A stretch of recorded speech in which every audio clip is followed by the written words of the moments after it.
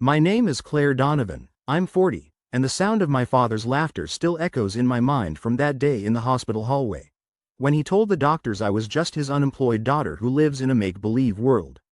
The fluorescent lights hummed above as I stood there in civilian clothes, black jeans, a plain navy sweater, and worn sneakers, watching my father hold the room as if it were a board meeting. Dr. Ortega was explaining Mom's condition, her third heart attack in just over 2 years, while Dad listened with the same confidence he brought to every business discussion. Dad owned 3 car dealerships across Arizona, employed more than 200 people, and never missed a chance to remind everyone of it. Claire here has been telling folks she's some kind of soldier, he said, chuckling in that dismissive way of his. Not even looking 30 and still playing dress up, if you can believe it. I was actually 40, but Dad had a way of making the people around him feel smaller, younger, less important. The nurses smiled politely. The sort of smile people use when they're uncomfortable but want to be kind. Dr. Ortega kept speaking, but I caught a flicker of judgment in his eyes, the silent verdict that I was another relative who couldn't handle reality. For 15 years, I'd tried to give my family updates about my career, not bragging, not seeking praise, just answering the casual, "How's work?" that my sister Sophie would ask at Christmas. But the moment I'd mention deployments or training exercises, Dad would jump in with another story about his latest business purchase. When I explained why I couldn't come for Easter dinner because of a classified mission, he'd roll his eyes. "More army games, I suppose," he'd say. It hadn't started as open hostility. After high school, I enlisted instead of going to college like my brother Ethan and Sophie. Dad called it running away from real responsibility. When I made sergeant at 22, he told people I was still figuring things out. When I was accepted into officer candidate school, he said I was finally growing up, maybe. But somewhere along the way, his dismissal stopped being casual and became willful. By the time I was 30, I was a captain running counterintelligence operations in the Middle East. At 35, I made major and moved to the Pentagon, spending 4 years coordinating intelligence between agencies. Last year, I pinned on my colonel's eagles. Dad didn't know. He'd stopped reading my letters in 2018, right after I sent him photos from a change of command ceremony. I'd taken over an intelligence battalion, and in one shot I was shaking hands with a general. He glanced at them and said, "Nice costume party, kiddo." It stung because there was a time he'd been proud of me. When I was 8, he took me to one of his dealerships, introducing me to employees as my little general, because I organized my toy soldiers by rank. "She's going to run the world someday," he'd tell them. 25 years later, he couldn't even fathom that I might be. The hospital became our second home for 3 weeks. Mom stabilized, but she needed constant monitoring, so we split the time. During the day, Dad met with doctors and specialists, making decisions like he was negotiating contracts. In the evenings, Ethan would go over the medical files with his lawyer's precision. Sophie would review treatment options with her medical training. And me? I sat quietly in the corner, the unemployed daughter who lived in a fantasy world. "Claire's free all the time," Dad would tell the staff whenever scheduling conflicts came up. "She doesn't have a real job." If I said I had limited availability because of work, he'd wave me off. Army reserves or something, nothing important. But I wasn't reserves. I was active duty, assigned to the Defense Intelligence Agency's Strategic Operations Center. My days were spent briefing senators on global threat assessments and coordinating with CIA station chiefs. My phone buzzed with encrypted messages from Langley, from CENTCOM, from field operatives in places I couldn't name. But when Dad saw me glance at my phone, he assumed I was playing games. The breaking point came one Tuesday evening. Mom had taken a turn for the worse, and the whole family was in her room. Dad paced by the window. Ethan read medical journals, and Sophie adjusted Mom's IV. I sat beside her, holding her hand, when my phone vibrated. It was a priority message from my operations officer. "Colonel Donovan, SECDEF wants your Syria briefing moved to 0800 tomorrow. PDB prep at 1400. I quickly calculated. Leave by 6 a.m. Get to DC, brief the Secretary of Defense on Syria intel, then spend the afternoon preparing materials for the President's daily brief. These were the kind of assignments that kept me awake at night, not from fear, but from the weight of knowing my work influenced decisions that could affect thousands of lives. Dad saw the phone in my hand and exploded. For Christ's sake, Claire, he said, loud enough for other families to hear. Your mother's dying and you're on your phone? What's wrong with you? Dad, you're just what? Scrolling Facebook? Playing games? Your mother needs you here, not in whatever fantasy you've built. Ethan looked up. Maybe put the phone away, Claire. This is more important than whatever hobby you're doing.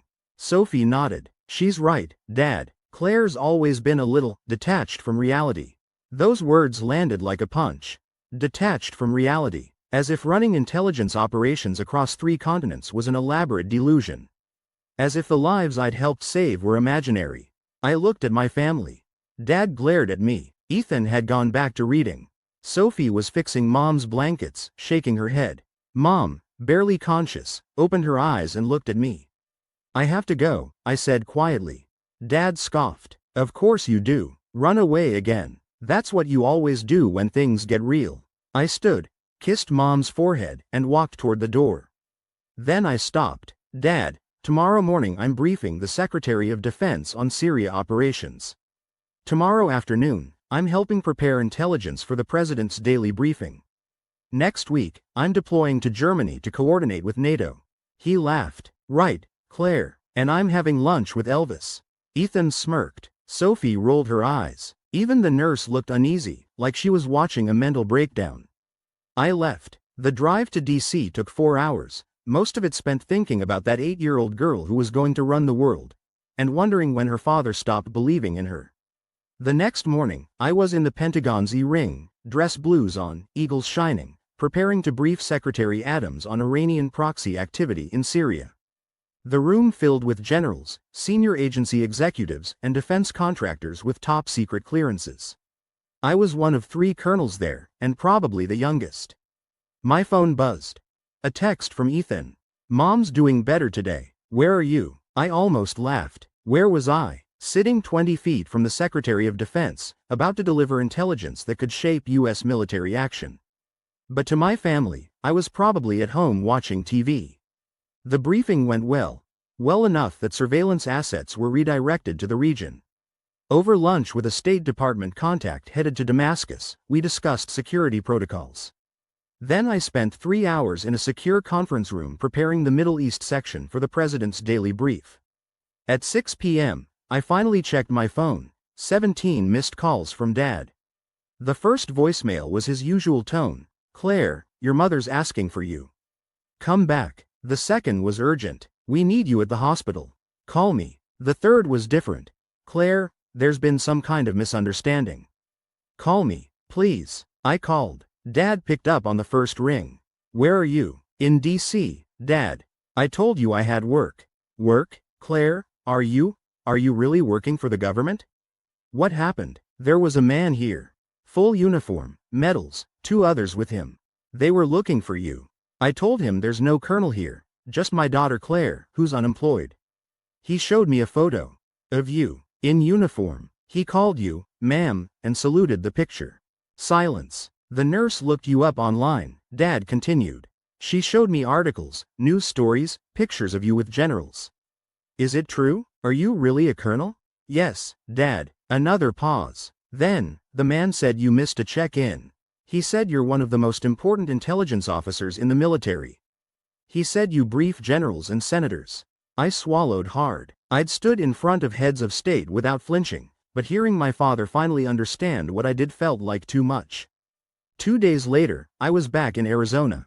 Mom was stable. I walked into her room in full dress blues, colonel's eagles, ribbons, badges from every stage of my career. I'd just come from a farewell ceremony at Luke Air Force Base, where I was honored for disrupting a major terrorist network. Dad looked up, stood immediately, and took in every detail: the Combat Action Badge, the Defense Superior Service Medal, the parachutist wings. Claire, his voice was full of something new, respect. Hi, Dad, I called your commanding officer, he said slowly. I wanted to apologize for not believing you, for being a lousy father. He told me about your deployments, the operations you've led, the intelligence you've provided that saved American lives. He said you're being considered for general. I didn't confirm or deny it. I'm proud of you, Dad said, and then he saluted me. It was clumsy, unpracticed, but it was the most beautiful thing I'd ever seen. Mom opened her eyes and smiled, really smiled, for the first time in weeks. "There's my general," she whispered. I'd spent 15 years trying to earn their respect with words. But sometimes, it takes a stranger in uniform walking into a hospital room to make your own family see you clearly. Now, Dad tells anyone who will listen that his daughter is high up in military intelligence and briefs important people in Washington. It's embarrassing sometimes, but after years of invisibility, I'll take it. Ethan and Sophie are trying, asking questions about my work. It's not about their approval anymore, it's about knowing I built something meaningful without them watching. I earned my rank, my place in the rooms where the big decisions happen, because an 8-year-old girl once believed she could run the world. Turns out, she was right.